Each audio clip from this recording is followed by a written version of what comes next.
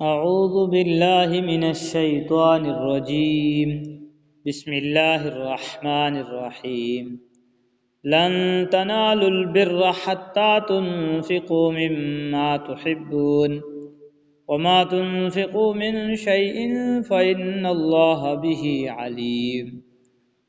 تم نیکی کے مقام تک اس وقت تک ہرگز نہیں پہنچو گے جب تک ان چیزوں میں سے اللہ کے لیے خرچ نہ کرو جو تمہیں محبوب ہیں، اور جو کچھ بھی تم خرچ کرو اللہ اسے خوب جانتا ہے۔ پیچھے سورہ بقرہ کی آیت نمبر 267 میں یہ حکم گزرا ہے کہ صرف خراب اور ردی قسم کی چیزیں صدقے میں نہ دیا کرو، بلکہ اچھی چیزوں میں اللہ کی راہ میں خرچ کیا کرو۔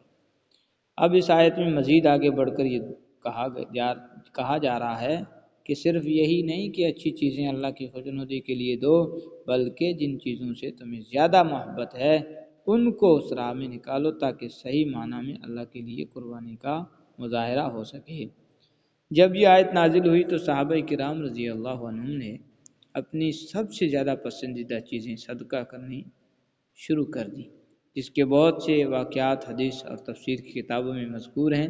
ملاحظہ معارف القرآن جلد دوم صفحہ 107-108۔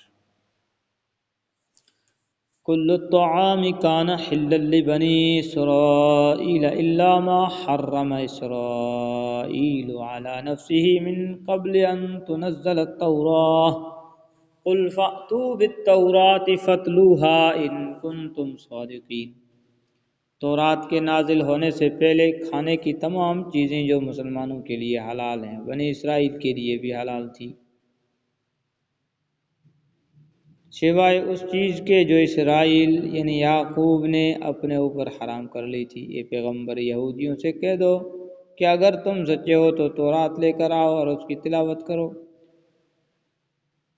تشریح: بعض یہودیوں نے مسلمانوں پر یہ اعتراض کیا تھا کہ آپ یہ دعویٰ کرتے ہیں کہ آپ حضرت ابراہیم علیہ السلام کے پیروکار ہیں، حالانکہ آپ اونٹ کا گوشت کھاتے ہیں جو تورات کی روح سے حرام ہے۔ تو ان آیات میں اس اعتراض کا جواب دیا گیا ہے کہ اونٹ کا گوشت حضرت ابراہیم علیہ السلام کے دین میں حرام نہیں تھا، بلکہ تورات نازل ہونے سے پہلے بنی اسرائیل کے لیے بھی وہ سب چیزیں حلال تھی جو آج مسلمانوں کے لیے حلال ہیں۔ البتہ ہوا یہ تھا کہ حضرت یعقوب علیہ السلام نے اونٹ کا گوشت اپنے اوپر حرام کر لیا تھا، جس کی وجہ سے حضرت ابن عباس رضی اللہ عنہ نے یہ بتائی کہ ان کو عرق النساء کی بیماری تھی اور انہوں نے یہ نظر مانی تھی کہ اگر مجھے اس بیماری سے شفا ہو گئی تو میں اپنے کھانے کی سب سے پسندیدہ چیز چھوڑ دوں گا، اور انہیں اونٹ کا گوشت سب سے زیادہ پسند تھا، اس لیے شفا حاصل ہونے پر انہوں نے اسے چھوڑ دیا۔ روح المعانی بحوالہ مستدرک حاکم صحیح۔ اب قرآن کریم نے یہاں صریح الفاظ میں یہ بات نہیں بتائی کہ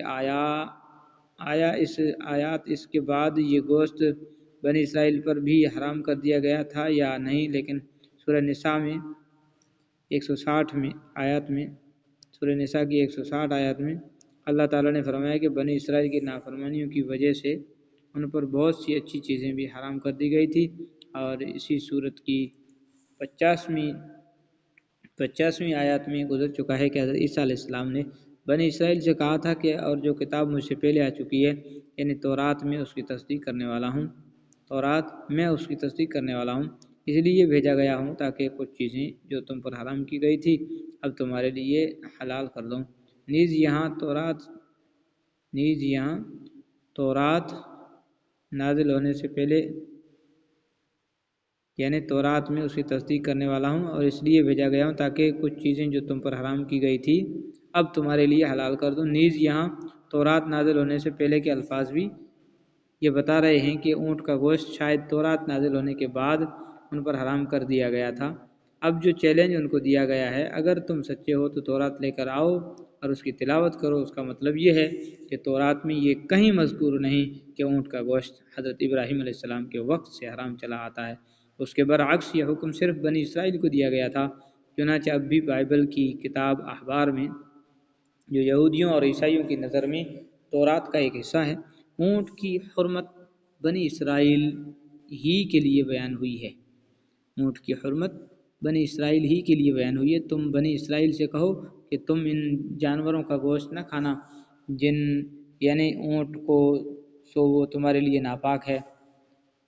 خلاصہ یہ کہ اونٹ کا گوشت اصلاً حلال ہے، مگر حضرت یعقوب علیہ السلام کے لیے نظر کی وجہ سے اور بنی اسرائیل کے لیے ان کی نافرمانیوں کی بنا پر حرام کیا گیا تھا۔ اب امت محمدیہ علی صاحب السلام میں حضرت ابراہیم علیہ السلام کے زمانے کا اصل حکم لوٹ آیا ہے۔ فمن افترى على الله الكذب من بعد ذلك فأولئك هم الظالمون، پھر ان باتوں کے واضح ہونے کے بعد بھی جو لوگ اللہ پر جھوٹا بہتان باندھیں تو ایسے لوگ بڑے ظالم ہیں۔ قل صدق اللہ فاتبعوا ملت ابراہیم حنیفا وما کان من المشرکین، آپ کہیے کہ اللہ نے سچ کہا ہے، لہذا تم ابراہیم کے دین کا اتباع کرو جو پوری طرح سیدھے راستے پر تھے اور ان لوگوں میں سے نہیں تھے جو اللہ کی خدائی میں کسی کو شریک مانتے ہیں۔ ان اول بیت وضع للناس للذی ببکۃ مبارکا وہدی للعالمین، حقیقت یہ ہے کہ سب سے پہلا گھر جو لوگوں کی عبادت کے لیے بنایا گیا یقینی طور پر وہ ہے جو مکہ میں واقع ہے، اور بنانے کے وقت ہی سے برکتوں والا اور دنیا جہاں کے لوگوں کے لیے ہدایت کا سامان ہے۔ یہ یہودیوں کے ایک اور اعتراض کا جواب ہے۔ ان کا کہنا تھا کہ بنی اسرائیل کے تمام انبیاء کرام بیت المقدس کو اپنا قبلہ قرار دیتے آئے ہیں، مسلمانوں نے اسے چھوڑ کر مکہ کے کعبہ کو کیوں قبلہ بنا لیا؟ آیت نے جواب دیا ہے کہ کعبہ تو بیت المقدس کی تعمیر سے پہلے، بہت پہلے وجود میں آ چکا تھا اور وہ حضرت ابراہیم علیہ السلام کی نشانی ہے، لہذا اسے پھر سے قبلہ اور مقدس عبادت گاہ بنانا ہرگز قابل اعتراض نہیں۔ فیہ آیات بینات مقام ابراہیم ومن دخلہ کان آمنا وللہ علی الناس حج البیت من استطاع الیہ سبیلا ومن کفر فإن اللہ غنی عن العالمین۔ اس میں روشن نشانیاں ہیں، مقام ابراہیم ہے، اور جو اس میں داخل ہوتا ہے امن پا جاتا ہے، اور لوگوں میں سے جو لوگ اس تک پہنچنے کی استطاعت رکھتے ہوں ان پر اللہ کے لیے اس گھر کا حج کرنا فرض ہے، اور اگر کوئی انکار کرے تو اللہ دنیا جہاں کے تمام لوگوں سے بے نیاز ہے۔ قل یا اہل الکتاب لم تکفرون بآیات اللہ واللہ شہید علی ما تعملون، کہہ دو کہ اے اہل کتاب اللہ کی آیتوں کا کیوں انکار کرتے ہو، جو کچھ تم کرتے ہو اللہ اس سب کا گواہ ہے۔ قل یا اہل الکتاب لم تصدون عن سبیل اللہ من آمن تبغونها عوجا وانتم شہداء وما اللہ بغافل عما تعملون، کہہ دو کہ اے اہل کتاب اللہ کے راستے میں ٹیڑھ پیدا کرنے کی کوشش کر کے ایک مومن کے لیے اس میں کیوں رکاوٹ ڈالتے ہو، جبکہ تم خود حقیقت حال کے گواہ ہو، جو کچھ تم کر رہے ہو اللہ اس سے غافل نہیں ہے۔ تشریح یہاں سے 108 تک کی آیات ایک خاص واقعے کے بارے میں نازل ہوئی ہے۔ مدینہ منورہ میں دو قبیلے اوس اور خزرج کے نام سے آباد تھے۔ اسلام سے پہلے ان کے درمیان سخت دشمنی تھی اور دونوں میں وقتاً فوقتاً جنگیں ہوتی رہتی تھی جو بعض اوقات سالہ سال جاری رہتی تھی۔ جب ان قبیلوں کے لوگ مسلمان ہو گئے تو اسلام کی برکت سے ان کی یہ دشمنی ختم ہو گئی اور اسلام کے دامن میں آ کر وہ شیر و شکر ہو کر رہنے لگے۔ بعض یہودیوں کو ان کا یہ اتحاد ایک آنکھ نہیں بھاتا تھا۔ ایک مرتبہ دونوں قبیلوں کے لوگ ایک مجلس میں جمع تھے۔ ایک یہودی شماس بن قیس نے ان کے پیار و محبت کا یہ منظر دیکھا تو اس سے نہ رہا گیا اور اس نے ان کے درمیان پھوٹ ڈالنے کے لیے یہ ترکیب کی کہ ایک شخص سے کہا کہ اس مجلس میں وہ اشعار سنا دو جو زمانہ جاہلیت میں اوس اور خزرج کے شاعروں نے ایک لمبی جنگ کے دوران ایک دوسرے کے خلاف کہے تھے۔ تو اس شخص نے وہ اشعار سنانے شروع کر دیے۔ نتیجہ یہ ہوا کہ ان اشعار سے پرانی باتیں تازہ ہو گئی۔ شروع میں دونوں قبیلوں کے لوگوں میں زبانی تکرار ہوئی، پھر بات بڑھ گئی اور آپس میں نئے سرے سے جنگ کی تاریخ اور وقت مقرر ہونے لگا۔ حضرت صلی اللہ علیہ وسلم کو علم ہوا تو آپ کو سخت صدمہ ہوا۔ آپ ان کے پاس تشریف لے گئے اور انہیں تنبیہ فرمائی کہ یہ سب شیطانی حرکت تھی۔ بالآخر آپ کے سمجھانے سے یہ فتنہ ختم ہوا۔ ان آیتوں میں اللہ تعالیٰ نے پہلے تو یہودیوں سے خطاب کر کے فرمایا کہ اول تو تم کو خود ایمان لانا چاہیے، اور اگر خود اس سعادت سے محروم ہو تو کم از کم ان لوگوں کے راستے میں رکاوٹ نہ ڈالو جو ایمان لا چکے ہیں۔ اس کے بعد بڑے مؤثر انداز میں مسلمانوں کو نصیحت فرمائی ہے، اور آخر میں باہمی جھگڑوں سے بچنے کا علاج بھی بتایا۔ علاج یہ بتایا ہے کہ آپ اپنے آپ کو دین کی تبلیغ و دعوت میں مصروف کر لو، تو اس سے اشاعت اسلام کے علاوہ یکجہتی بھی پیدا ہوگی۔ یا ایھا الذین آمنوا ان تطیعوا فریقا من الذین اوتوا الکتاب یردوکم بعد ایمانکم کافرین۔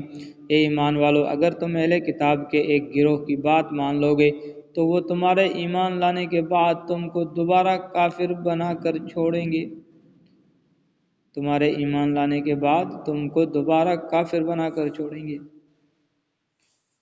وَكَيْفَ تَكْفُرُونَ وَأَنْتُمْ تُتْلَى عَلَيْكُمْ آيَاتُ اللَّهِ وَفِيكُمْ رَسُولُهُ وَمَنْ يَعْتَصِمْ بِاللَّهِ فَقَدْ هُدِيَ إِلَى صِرَاطٍ مُسْتَقِيمٍ۔ اور تم کیسے کفر اپناؤ گے جب کہ اللہ کی آیتیں تمہارے سامنے تلاوت کی جاتی ہیں اور اس کا رسول تمہارے درمیان موجود ہے، اور اللہ کی سنت یہ ہے کہ جو شخص اللہ کا سہارا مضبوطی سے تھام لے وہ سیدھے راستے تک پہنچا دیا جاتا ہے۔